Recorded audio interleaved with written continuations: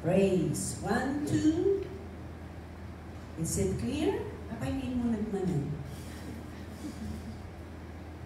Praise, praise, praise. Unig na niya sa o. Naisip pa magpingkan na. Praise, 1, 2. Parihas. Okay, so let's pray. Father God, we want to thank you, Lord, for this afternoon. Thank you for the life of each and every one. Salamat po, Panginoon, sa pagkakataon na kami muli ay makinig sa iyong salita sa hapong ito. Dalangin po namin, Panginoon, na ikaw po ang patuloy na kumilos sa aming buhay. At hayaan mo po na ang iyong salita ay may tanim sa kalibuturan ng aming puso. Father, thank you. Bless your people in Jesus' name. Amen. Amen. Ano kayang volume nito? Para maalis ito. Okay, so this afternoon, I would like us to open our eyes. Okay. Huwag ninyong hayaan na matulog ang mata. Dahil hindi po hotel dito.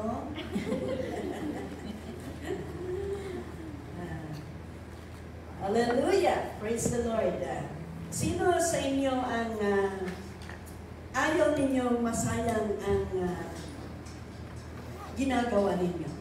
Amen. Amen. Sino sa inyo ang ayaw masayang ang serbisyo ninyo sa Panginoon? Amen. Amen.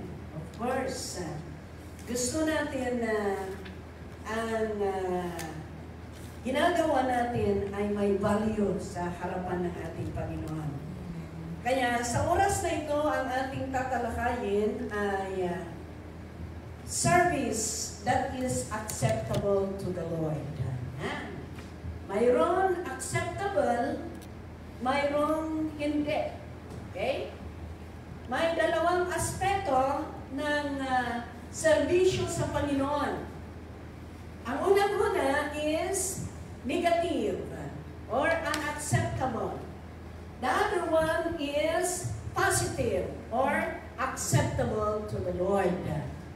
Kaya mamili tayo kung ano po ang gusto natin mangyari sa serbisyo natin sa ating Panginoon. Tingnan nga natin kung ano po itong negative na ito. Okay, in Matthew chapter 15, verse 8 to 9. Okay. Sige, basahin muna natin ito. Colossians. Sige, basahin muna natin Colossians.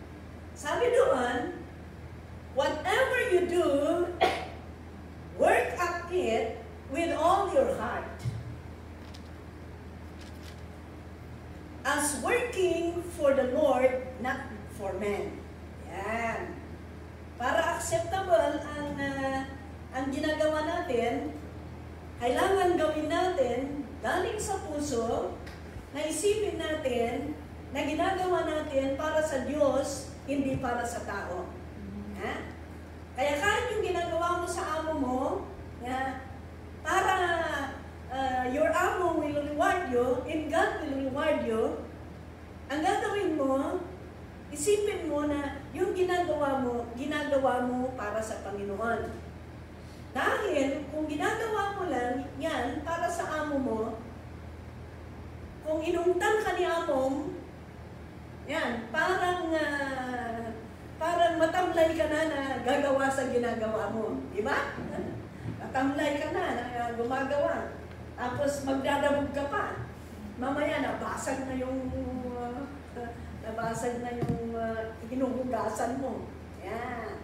Pero kung ang iniisip mo ay ginagawa mo yan para kay Lord, ay kahit anong klaseng amo yan, ginagawa mo pa rin out from your heart.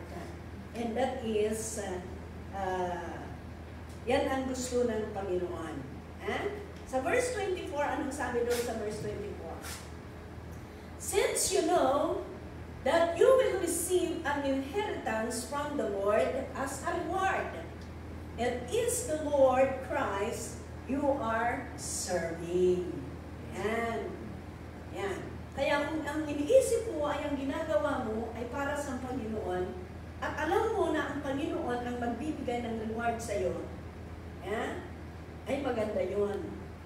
Kahit may pagkukulang yung kapatid mo, kahit pinagalitan ka ni pastor, kahit pinagalitan ka ng leader mo, o kahit may nakita kang negative, yan, tuloy pa rin. Dahil alam mo at alam mo na hindi mo ginagawa para sa Kanya, bagkus ginagawa mo para kay Lord. Amen? Okay. So, ano po itong negative na ito? Or things, mga aspeto na negatibo. Sa Matthew chapter 15, verse 8 to 9. Ito pala ang negative. Ano? Sabi niya, these people, ano ba yan? Hangin. Hangin. Tignan ninyo, may kamay ang hangin. Pinubuksan niya ang pintuan, pero hindi mabuksan. These people honor me with their lips, but their hearts are far from me. Oh, ito ang negative. Yan. Ino-honor niya, ginagawa niya, pero ang puso niya, separated. Yan. Yan. Anong sabi sa verse 9? They worship me in vain. Their teachings are but rules taught by men. Ayan. Nagpupuri na. Ginagawa niya, pero yung puso niya hindi kasama. Yan ang negative. Ang ginagawa niya, tinuturo niya, ay yung katuruan ng tao. Kaya, ang negative aspeto ng serbisyo sa Panginoon ay yung ginagawa mo na hindi kasama ang puso. Yan. Ano naman ang positive? Sa Psalm chapter 100, verse 2 and 3. Yan. Worship with gladness. Come before Him with joyful song. Verse 3.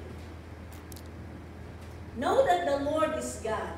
It is He who made us, and we are His. We are His people, the sheep of His pasture. Yan. Ang positive na aspeto, yung ginagawa mo na masaya ka. Yan. Bakit masaya ka? Ibig sabihin, kasama ang puso mo. Yan. Diba? Kung kasama ang puso mo, yan ang gusto ng ating Panginoon. Yan. Kaya sana po ay magiging positive tayo. Okay. May tatlong importante na ingredients ng serbisyo ng isang Kristiyano. Ano yung ingredients? Yan. Kung walang ingredients, hindi masarap, di ba? Masarap ang luto. Yan. Kaya ayaw ni Anyang. Pero kung maraming ingredients, ay masarap ang luto. Kaya may tatlo na importante na ingredients ng serbisyo, Christian service. Unang-una is, first, we need to live a holy life. Kailangan mamuhay tayo na malinis, holy life in the sight of the Lord. O, paano maging holy ang buhay natin? First Peter chapter 1. Sabi niya, but just as He who called you is holy, so be holy in all you do. Yan.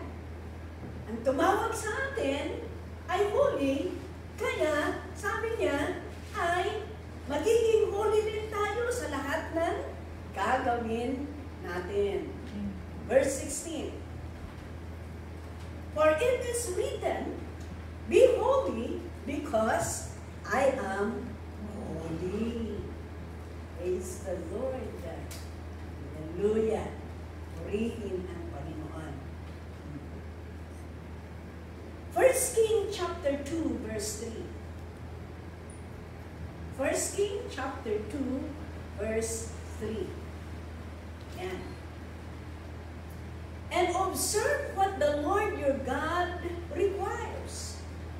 Walk in His ways, and keep His decrees and commands, His laws and His requirements, as it is written in the law of Moses, so that you may prosper in all you do and wherever you go.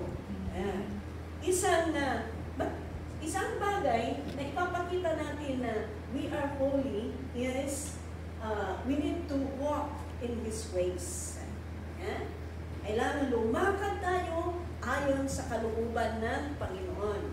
Lumakad tayo ayon sa command ng Panginoon. Amen? Ayan.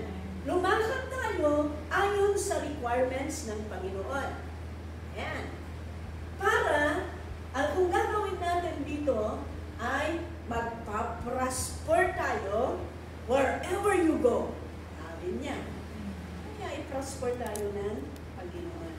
Kaya, yan pong para maging holy tayo, let us walk in His ways, let us walk in His command, and let us walk with His requirements. Tiwagas na, the requirements na, kan iti-command na. Bakit ako nagtatagalog dito? Wala pa ng Tagalog. Ay, yung online natin pala. No? Mamaya magkukomplete sila. Alamin nyo ngayon, nasanay na ang tao ng online. Ha? Kaya, pero masaya naman tayo at every time na mag-online tayo, nandun yung mga nag-online. Kaya kung minsan, sanay na talaga ang mga tao. Kung hindi na tayo mag-online, ay parang kasalanan na. No? Kung hindi tayo mag-Tagalog, parang kasalanan na. Yeah. Pero, para sa akin, okay lang yan. Kasi natututo tayong mag-Tagalog. Tingnan ninyo, maganda ng Tagalog ko. No? Ay, kung maganda yung Tagalog natin dahil natututo tayo. Salamat naman sa mga kapatiran ng mga Tagalog at talagang inuobligan doon ninyo kami na mag-Tagalog para kami matuto. Yeah. Hallelujah. Ay pumunta ako sa Europe, ang daming mga Tagalog. Kaya Tagalog din. Yeah. Sa katotohanan, pumunta ako sa Rome. Yeah. First anniversary ng Tagalog congregation. Praise the Lord. Kaya tuwang-tuwa naman ako dahil first anniversary nila. Tuwang-tuwa din sila dahil kahit pa paano, first anniversary nila, nandoon tayo na nakipag-join sa kanila. So, ganun po. Para maging holy tayo sa Panginoon, we need to walk in His ways, yeah? Walk in His commands, and we will do His requirements. Now, second na ingredients. So, be holy, be holy. Second na command, second na ingredients is serve God wholeheartedly. Tingnan ninyo? Serve God wholeheartedly. Hindi half ang puso, Ricardo. Half ang puso. Wala. Delikado yan. Tingnan ninyo, half paralyzed. Di ba? Hindi maganda? Hindi maganda. Hindi maganda ang half-half. Hindi maganda ang half-half. Lalong-lalo na kung pananampalataya ang pag-uusapan. Kailangan wholehearted. See? Wholehearted. Buong-buo. Wow, buong-buo. 1 Corinthians chapter 3, verse 13 to 15. Sabi niya, His work will be shown for what it is, because the day will bring it to light. It will be revealed with fire. And the fire will test the quality of each man's work. Tingnan ninyo, ang ginagawa pala natin ay matitesting yan. Matitesting yan kung ano ang reaksyon natin. Matitesting yan kung ano ang nilalalaman ng puso natin. I was reminded. Punta ako doon ako sa convention sa Europe. Ako ang last na nag-preach ng afternoon ng Sunday. Dahil ang na-preach ko doon is doing our best, serving our God with our best, because the Lord is coming. Yeah? The Lord is coming, that's why we need to give our best. Number 2, we need to give our best to the Lord, because anytime God can take back our life. Number 3 is because we are growing old. Yan naman talaga ang rason kung bakit natin ginagawa ang best natin na maglingkod sa Panginoon eh. Sabi ko pa, anytime, hindi natin alam. Kaya yung paglilingkod natin, sana mag-grow tayo, mag-forward tayo. Hindi lang doon sa maintenance. Alam niyo yung maintenance. Kung makakalimutan mo ang maintenance mo, mamaya, lalong-lalo na kung high blood. Ganon. Ay, alam ninyo, na-testing din testing din. Testing, sabi niya dito, it will be revealed with fire, and the fire will test the quality of man's service. Kinabukasan, nakatuntok ako, patay na ang kuya ko.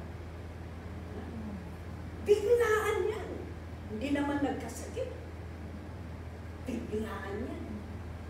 Sa lahat ng mga kuya ko, siya ang pinakabata.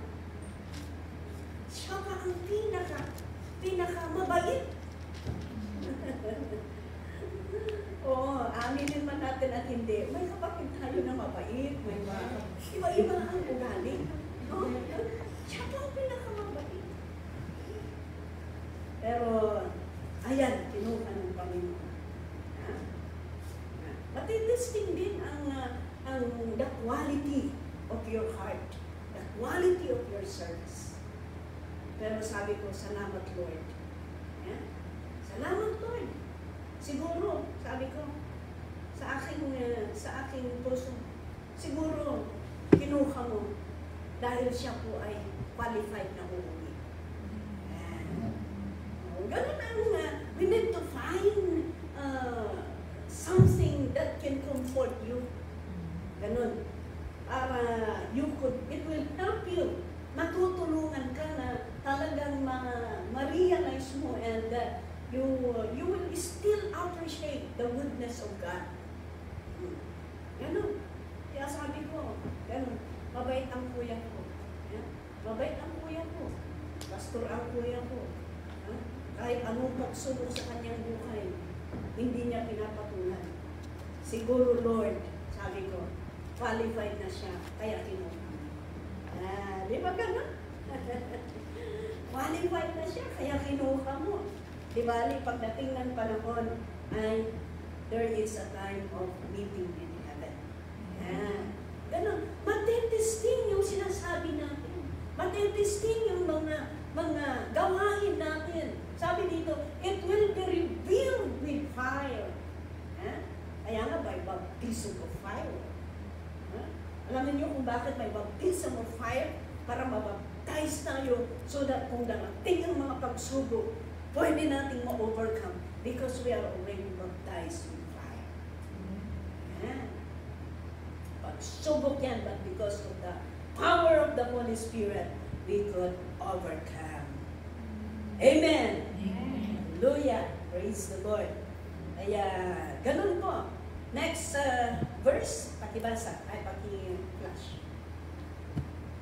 If what he has built survives, tingnan ninyo if what he has built survives, he will receive his reward. Tingnan ninyo, matesting ka. Para kung makapag-survive ka, then you will receive your reward. Kaya ganito kasi yan eh. Kailangan natin maunawaan. Ang buhay Kristiyano is ganito. If you receive the Lord as your Lord and Savior, okay, and you are baptized, ibig sabihin, and you are now starting to obey. Okay. Darating ang testing. Darating ang testing. Kaya, kung mag-survive ka, kung lalabang, ma-overcome mo yung testing, after that, reward. Amen. Ganon. Testing na naman, after that, reward. Because, when you receive the Lord as your Lord and Savior, and you're determined to really serve the Lord and follow Him, now, you are now starting to accumulate reward. And you are now starting to accumulate the reward. Hindi pwede yung dahil Kristiyano ka, basta nare-rewardan ka. Hindi pwede. Ha? Kailangan na may testing. Ganon din. Hindi ka naman basta mag-graduate nga, wala kang exam. Di ba? Hindi ka naman basta na ipopromote na wala kang ginagawa. Kagaya ng mga sundalo, ay kailangan masugat sila. Kailangan may pinagdaanan yan before promotion. Ganon din. Kaya sabi dito, if what he has built survives, he will receive his reward. And kaya magtesting tayo, kung magsusurvive tayo, then we will receive a reward. Verse 15.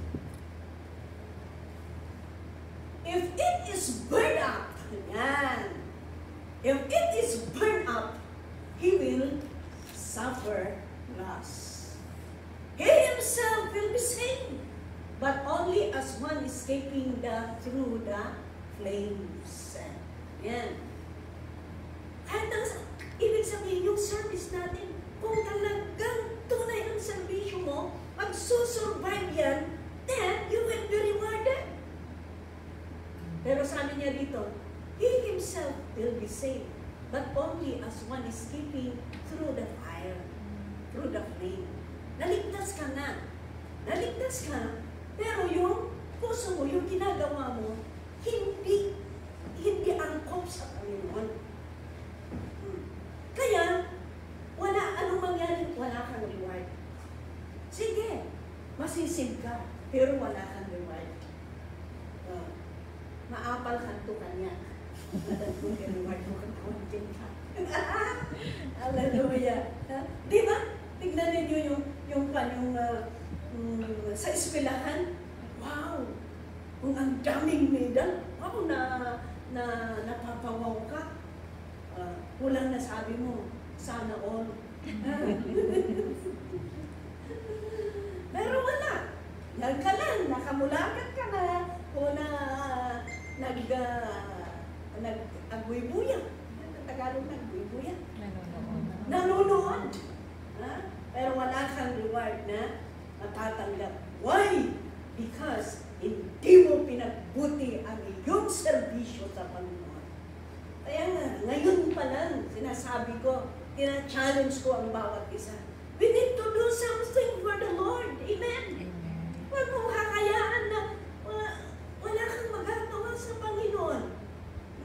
I guarantee you, I promise you, pagdating ng Panginoon, kung hindi natin tutuhanin ang ating paglilingkod sa Panginoon, there is a great regrets. Bakit hindi mo ginawa ang best mo na maglingkod sa Panginoon?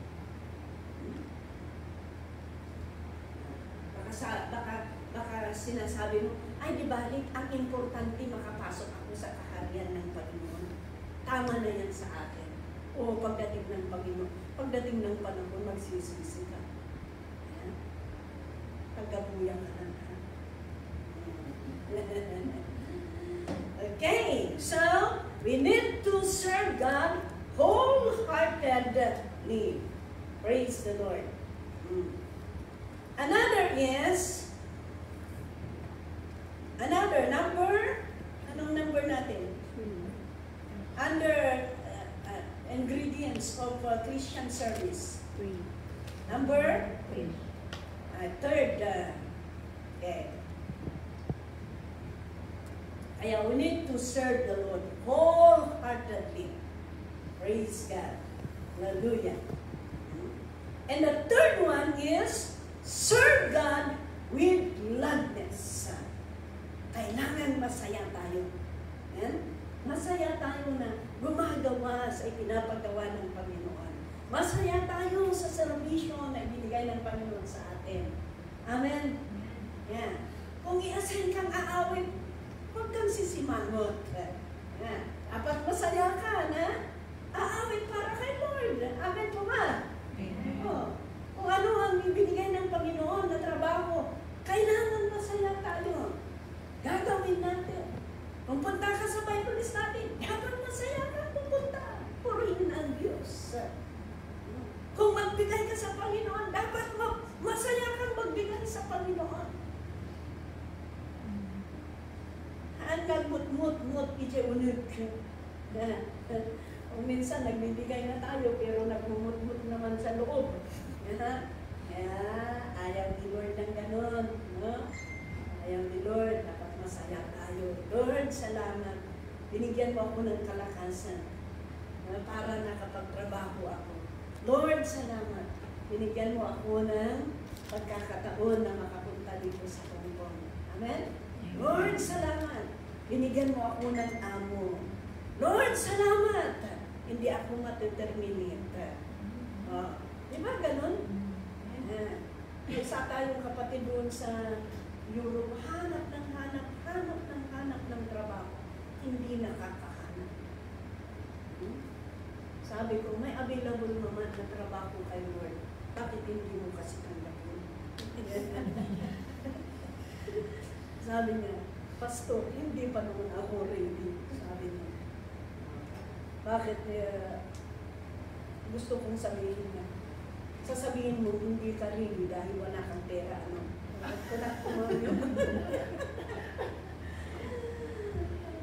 Hallelujah. Alam niyo, dapat masaya tayo maglingkod kay Lord. Alam niyo, nakaka-encourage yung nakikita mo yung isang bagay, isang tao na masayang-masaya na ginagawa ng kanyang gampanan para kay Lord. Pati ikaw na nakakakita sa kanya, ay nai-encourage ka din. Hallelujah. Amen? Kaya, ganun, masayang-masaya tayo na maglingkod kay Lord. Hallelujah. Okay, so that is the 3 ingredients. Essential, important ingredients to Christian service. Okay. So let's go now also to the 3 ways to live a holy life. Kanina, may 2 aspeto ng serbisyo sa Panginoon. The negative and the positive. Okay. There are 3 essentials ingredients in the service, in Christian service. Unang-una is, number 1 is, live a holy life. Okay. So, ano pong gagawin para tayo'y mamuhay with a holy life? 3 ways to live a holy life. Number 1 is disconnect yourself from the world to live a holy life. I-disconnect mo. Alam niyo ang disconnect?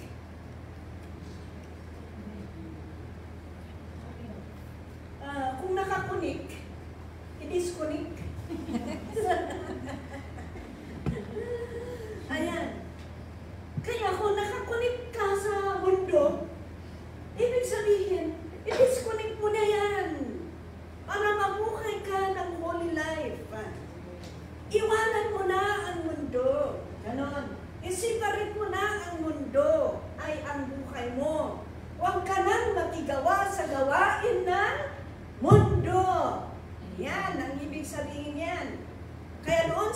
Romans chapter 12, verse 2.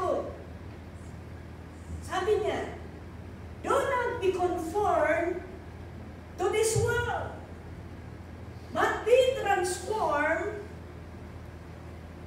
by the renewal of your mind, that by testing you may discern what is the will of God, what is good and acceptable and perfect. In NIV. Sa ESV kayo eh. Sa NIV nga. Para nakita natin. Sabi niya, do not conform to this world. Sa NIV, sabi niya, do not conform to the pattern of this world. Yeah. Pattern, ibig sabihin, yung ginagawa. Alam niyo, ang daming kumanta ko sa room, sabi ko, para naman mas grabe dito. Yeah. Parang walang normal na damit. Yes. Meron naman, pero ang dami, alam niyo ang ginagawa ng mundo ngayon, wala. Sa buhok na lang. Di ba? Sa buhok na lang. Ilan ang kulay ng buhok? Sige na, tanongin ko sa inyo. Ilan ang tunay na kulay ng buhok? Una, black. Di ba? Kung tumanda ka, puti. Pero ngayon kahit hindi ka matanda. Yung Amerikano, puti naman ang buhok nila. Ano? Pangatlo, ano? Blonde. Blonde. Oh, brown, di ba? Oh, pang-apat, gray, di ba? Yan. Kung mag-mix yung white at saka black, magiging yung one. Yan, blood. Okay, consider naman yung blondie, ano? Dahil marami naman talagang nag-brown na buhok eh. Yung kapatid namin, alam niyo yung bunso namin, nung bata siya, parang yung buhok ng mais. Parang buhok ng mais ang buhok niya. Pero ngayon, alam niyo, ang nangyayari sa mundong ito, ngayon, may buhok na green, may buhok na pink, may buhok na orange. Ano pa? Iba-iba na ang klase ng buhok. Kung minsan, may purple pa, tapos orange sa baba.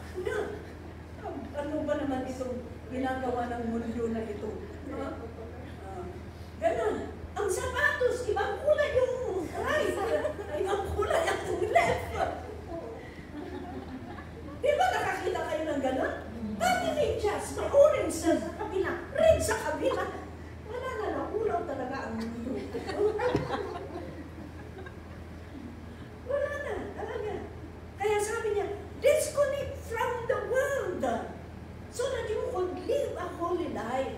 Kaya sabi dito, do not conform any longer to the pattern of this world, but be transformed by the renewing of your mind. Then you will be able to test and approve what God's will is. His good, pleasing, and perfect will. Alam niyo yung isang way na ma-renew ang mind ninyo? Ang mind natin? Keep on hearing the Word of God. Keep on reading the Word of God. Kaya kung wala kang ginagawa, it's good to listen to the music. Kaya tingnan ninyo, once na palaging nababasa kayo, nakikinig kayo, nare-renew ang mind ninyo. Kaya kahit bibiglayin kayo, praise the Lord, ganun pa rin. Oo! Tapos, kung minsan, kahit lumalakad ka, kahit anong ginagawa mo, bigla kang kumanta. Kung kumanta ka, this is the day. Di ba ganun? Biglang Christian yung Christian song ang lumalabas. Kahit bigla-bigla yan. Tingnan ninyo, ang hindi nare-renew ang mind niya. Tagamundo pa rin ang iniisip. Mamaya, tingnan mo ang ganun niya. Bigla mong ganun. Anong sasabihin niya? Juan! Sabi niya. Kasi iniisip niya yung boyfriend niya, iniisip niya kung sino-sino ka. Lumalabas, alam niyo, paglagin ninyo ang isang tao. Lalabas kung ano ang nasa loob niya. Yes! Kung ano ang iniisip niya, lalabas yan. Kaya malalaman mo. Kaya nga sabi sa salita ng Panginoon na kung ano ang nilalaman ng puso mo, yan ang lalabas sa bunga mo. Ilang-walang mo man, nga malamdama rin mo ang naan. Kita nyo kinainila, puray ang malamdama, ibagbaga na rin niya na ilaban na. Ayan. Yes. At hindi mo tinatanong dahil na-inlove kay Peter, palagi niyang dinadivert ang istorya kay Peter. Why? Because yan ang nilalaman ng puso niya. Kaya, i-disconnect natin ang buhay natin sa mundo. Para tayo'y para malaman natin. Sabi doon, then you will be able to test and approve what God's will. Para malaman mo kung ano talaga ang will ng Panginoon, kung ano ang good, kung ano ang kaaya-aya, kung ano ang perfect will ng Panginoon sa buhay mo. Amen? Amen? Okay. Ang alawa is second to the last. Sabihin ko na lang, second to the last. Para sabihin ninyo, second to the last na gagawin natin to live a holy life is flee from temptation. Flee from temptation. Layuan mo ang temptasyon. Huwag mong sabihin, temptation, layuan mo ako. Hindi pwede yun. Ikaw ang lalayo sa temptation. Ganon. 2 Timothy chapter 2, verse 22. Tignan na natin. Ito. Flee the evil desires of youth and pursue righteousness, faith, love, and peace, along with those who call on the Lord out of a pure heart. See, flee. Tingnan ninyo si Joseph. Tingnan ninyo si Joseph. Gusto ng asawa ni Potiphar na i-rape. Ang ginawa niya, tumakbo. Tumakbo. Ganun ang gawin natin. Kailangan na layuan natin. Kung alam mong temptation yan, layuan mo. Kung alam mong nakakasira yan sa isipan mo, wag mong tingnan. Diba kung ganun? Pero ang iba, diyan Pilipinas niya, witwiw! Magmagnaka. Magmagnaka, witwiw! Alangan na! Talyamong! Talyamong akad ka! Wala. For example, alam mo nga ano yun, club yun. Alam mo na, nakita mo na nakakasira. Alam mo na, nakakatim. Alam mo nga masama. Nakita mo ba na talagang masama? Tapos palitin mo pa. Titingnan. Bahay pa yung gumpay, nakikitawan. Ayan ko na. Ayan, kasalanan niya. Kung hindi mo sinadya na nakita, hindi kasalanan niya. Pero kung uulitin mo na, kasalanan na yun. Siyempre, hindi mo naman sinasadya. Nagdagyaw ka mo ako yun. Sabali mo tinagkita mo. Nung, ako yan yan, hindi tayo kung nakita ng hijayan. Kaya, flee from temptation, sabi dito, and pursue righteousness. Pagpatuloy mo na mag-obey sa Panginoon. Pagpatuloy mo ang pagmamahal mo kay Lord. Pagpatuloy mo ang pananampalataya mo. Along with those who call on the Lord out of a pure heart. Hallelujah. And the last one. The last one is obey the word of God to live a holy life. Obey the word of God. Whatever testing, whatever temptation, whatever difficulties, sana po mga kaibigan, let's obey and serve God until death. Until death. Joshua chapter 24, verse 15. Sabi niya dito, but if serving the Lord seems undesirable to you, then choose for yourselves this day, whom you will serve, whether the gods your forefathers served beyond the river, or the gods of the Amorites, and whose land you are living. But as for me in my house, we will serve the Lord. Wow! Binigyan tayo ng Panginoon ng freedom to choose whom we serve. Sana kagaya tayo ni Joshua. Sabi niya, kung ano ang pipiliin ninyo, kung gusto ninyo maglingkod sa mga Diyos-Diyosan ng iyong mga ninuno, sige, gawin ninyo. Kung gusto ninyo maglingkod sa mga gods ng Amorites, nasa inyo. Pero ako at ang aking pamilya, sabi niya, but as for me, in my house, we will serve the Lord. Hallelujah.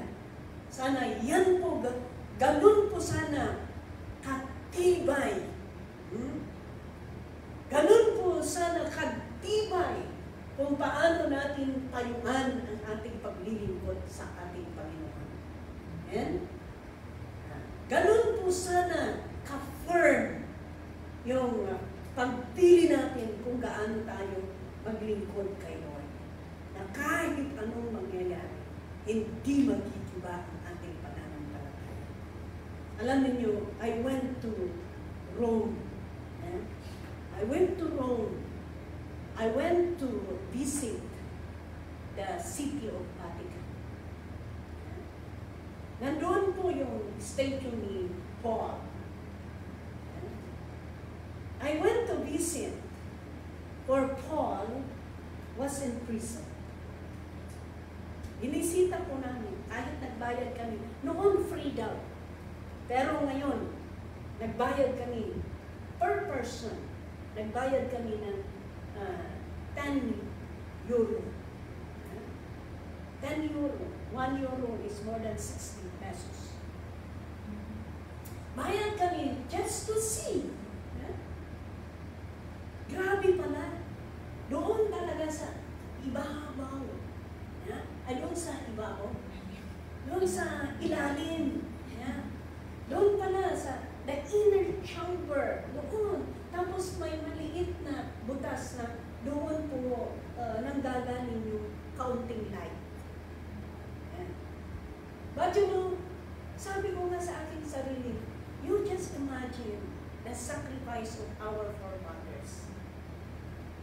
You will just imagine the torture, the testing na naranasan yung mga alagad ng Panginoon na naglilingkod sa Kanya. Pero hindi sila nag-give up sa Kanyang paglilingkod na hanggang sa kamatayan. At alam ninyo mga kapatid, talagang tumayo si Paul sa Kanyang pananampalataya. Kaya hanggang ngayon, nandoon nakatayo. Hanggang ngayon, nandoon nakatayo. Kaya sabi ko, sana ang statue na ito na nakatayo, nakatayo pa rin sana ito, hindi nila sambahin. Bago sana ito nagpaparemind na dapat kanilang tayuan ang kanilang pananampalataya kahit sa kahuli-hulihan ng kanilang hininga. can see the wall, the ancient wall of old Rome. Yan daw ang ginawa, pinapagawa nila sa mga Christian, mga slaves noon. Kaya, ganun, si Paul nandun pa rin nakatayo.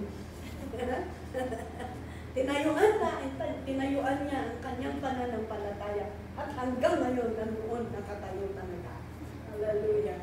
Kaya sabi ko, sana ito, it will remind us that we need also to stand firm in our faith to the Lord. And mamukay tayo na huwag natin ipalit ang ating pananampalataya sa ginagawa ng mundo ito. Huwag natin ipalit sa anumang kayamanan ang ating pananampalataya. Because between the true riches and the riches of this world, sana po we choose sa tunay na kayamanan sa langit. Amen? Kaya ito po ang ating maibabahagi sa hapon ito. Let us choose to serve God with acceptable service. Sana po ang ginagawa natin ay acceptable sa Panginoon. Huwag nating hayaan ang ating servisyo ay nasasayang. But as I always keep on saying, do not waste your time. Don't waste your service to the Lord. Invest your time and let us invest our service to God. Because someday, we know that someday God will reward us. And our reward is awaiting for us in heaven. Amen? So, don't ever give up, but invest your service to the King of Kings. Father God in heaven, salamat po Panginoon dahil iniligtas mo kami. Salamat po Panginoon dahil nakilala ka namin. Tulungan mo din kami, Panginoon, na habang kami po ay nabubuhay, sana po, we desire to serve you. We desire to do something for you, Lord. We desire to invest our service, invest our time for you. Para pagdating ng panahon, as you have said to your word, that everything that we are doing, it will be rewarded. If we will do it from our hearts, O God. Kaya, Panginoon, salamat po. Tulungan mo kami na kami po ay maglingkod na kasama ang aming puso. Nagpapatunay na mahal ka namin. Nagpapatunay, Panginoon, na ikaw po ang aming pinaglilingkuran na nagbigay ng kaligtasan sa amin. Father, thank you. Bless each and everyone, even those who are joining us online. Lord, inculcate your word in the hearts of each and every one of us. At tulungan mo kami na kami po, Panginoon, ay patuloy na maglingkod, patuloy na gawin namin kung ano ang pinapagawa namin. Dahil alam po namin, Panginoon, na ang paglilingkod sa iyo ay pribilehyo. Salamat because you have trusted us. Thank you, Lord, because you have given us something to do for your glory. And thank you because we are part, O Lord God, for the glory of your kingdom. So, help us, Lord, to kami po ay magiging obedient sa iyong Panginoon. At alam po namin, ang servisyo namin hindi nasasayang because pagdating ng panahon, we will receive, O Lord God, the reward. Father, thank you. Thank you. This is our prayer in Jesus' name. Amen. Thank you. Palakpakan po natin.